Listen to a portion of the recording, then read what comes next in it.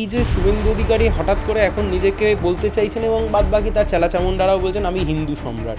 এই শুভেন্দুবাবুই তো আজ থেকে 5 বছর আগে মাথায় ফেজ টুপি পরে ইফতার করতে বসতেন। অর্থাৎ তখন তিনি আসলে এখনকার রাজনীতি হয়ে গেছে যেমন খুশি তেমন সাজো। কেউ কখনো নিজের দলীয় স্বার্থে মুসলিম সাজছে, কেউ কখনো দলের স্বার্থে হিন্দু সাজছে।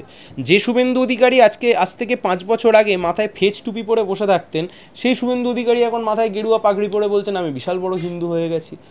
হিন্দু ভোট, মুসলিম ভোট, উনি কোথা থেকে দেখেন এই সমস্ত বিষয়? তার মানে একটা বিষয় তো পরিষ্কার, বিরোধী দলনেতা হিসেবে উনি পশ্চিমবাংলার বিরোধী দলনেতা নন। তাহলে এটা কখনো হতে পারে? একটা সাংবিধানিক চেয়ারে বসে এই কথা বলা যায়? মুখ্যমন্ত্রীও যেভাবে একের পর এক সংখ্যালঘু সম্প্রদায়ের দিকে উস্কানি দিচ্ছেন, সেখানে সুড়সুড়ি দিচ্ছেন, এই কথা কখনো বলা যায়? শুভেন্দু অধিকারী হোক বা মমতা বন্দ্যোপাধ্যায়, রাজ্যের মুখ্যমন্ত্রী এবং রাজ্যের বিরোধী দলনেতা দুজনেই একটা সাংবিধানিক পদে বসে যে নোংরামো করছেন, এই নোংরামো পশ্চিমবাংলার জন্য আর যাই হোক সুখকর হতে পারে না। একটা ছোড়া আছে, তমলুকে দাঁড়িয়েছিল, আমাদের মাথার গেরুয়া পাগড়ি দেখে লিখেছে যে মনে হচ্ছে হিন্দি ভাষী বিধানসভা।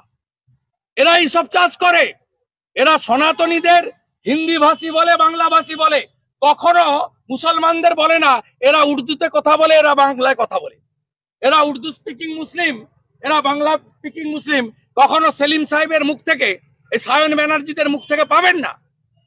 এরা আমাদেরকে করে বিভাজন, হিন্দুদের ভাগ করো জাতপাতের নামে, ভাষার নামে, আর মাঝখান থেকে গলে বেরিয়ে যাও। বাংলা হান্টের আরো খবর দেখতে নজর রাখুন। বাংলা খবর মানেই বাংলা হান্ট।